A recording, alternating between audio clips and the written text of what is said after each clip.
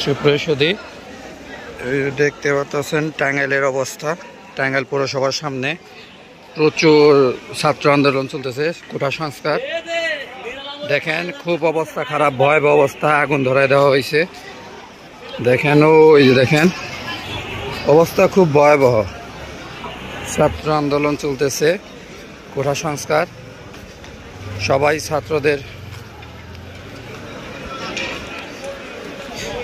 দেখেন টাঙ্গাইলের পৌরসভার সামনে নিয়ালা মোড়। নিয়ালা মোড়ে প্রচুর অবস্থা খারাপ, কোটা সংস্কার আন্দোলন। দেখেন